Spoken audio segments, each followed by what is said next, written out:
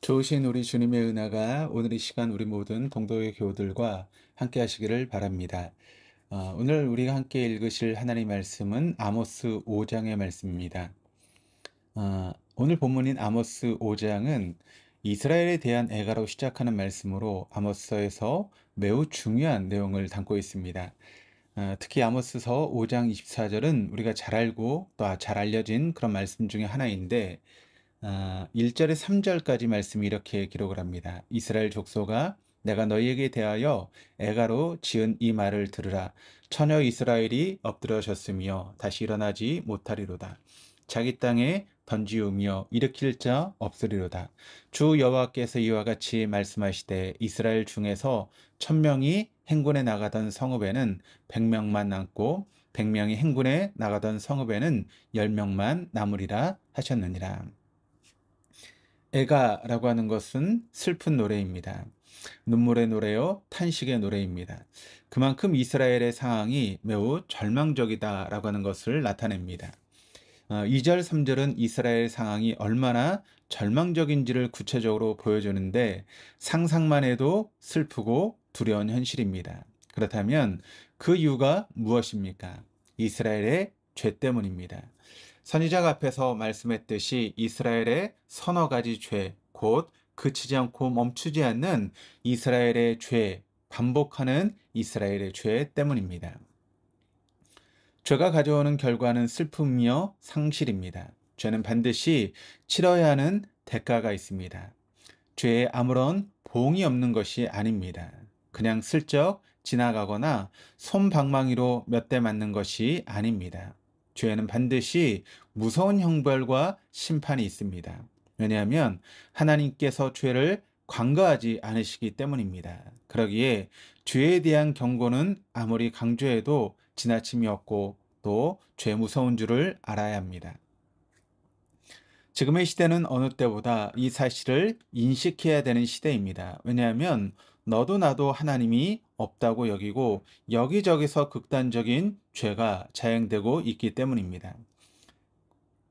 그럼에도 피할 길, 구원의 길을 주시는 분이 하나님이십니다. 실은 이것이 하나님의 본심이며 예언의 본질입니다. 그렇다면 그 길이 무엇인가? 4절에서 6절이 이렇게 기록을 합니다. 여호와께서 이스라엘 족속에게 이와 같이 말씀하시기를 너희는 나를 찾으라 그리하면 살리라.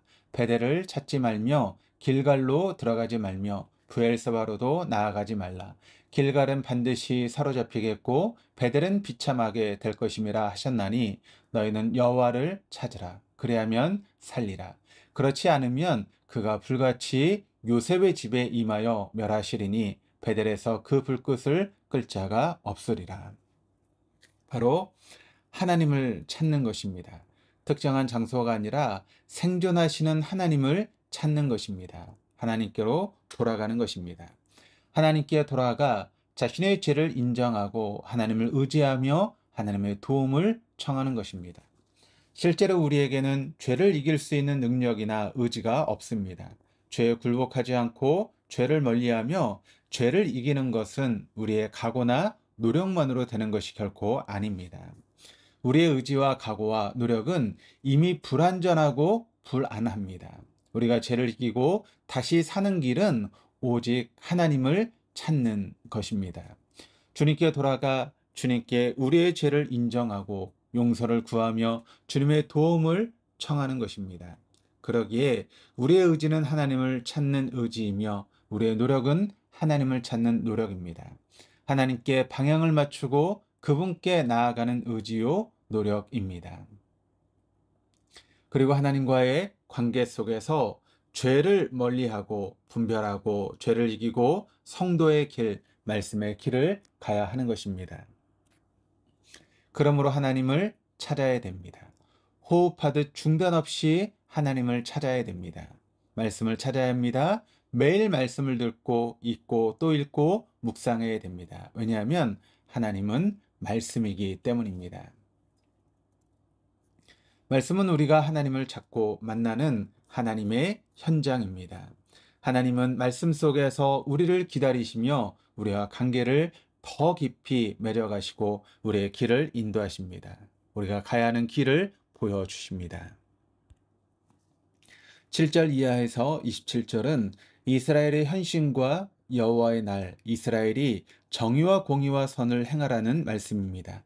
14절, 15절이 이렇게 기록을 합니다. 너희는 살려면 선을 구하고 악을 구하지 말지어다.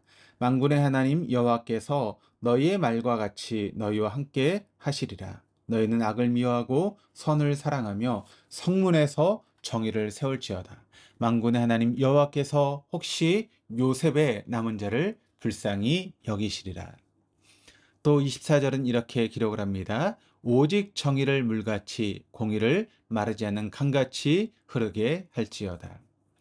말씀을 보면 아모스 당시 이스라엘은 부정부패가 만연하고 악행이 자행되었으며 형식적인 제사와 종교 행위가 난무하고 있었음을 알 수 있습니다. 하나님께서 원하시는 바는 뒤로한 채 일말의 거리낌도 없고 하나님에 대한 두려움도 없이 당당히 불의와 악행을 저지르던 완악한 시대였습니다.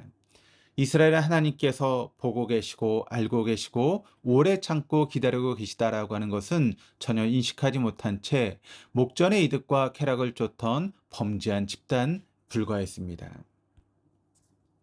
하나님께서 원하시는 것은 정의와 공의와 선입니다. 본문을 근거로 말한다면 힘없는 가난한 자를 멸시하거나 무시하지 않는 것이고 그들의 것을 빼앗지 않는 것이며 도리어 그들을 긍휼히 여기는 것입니다.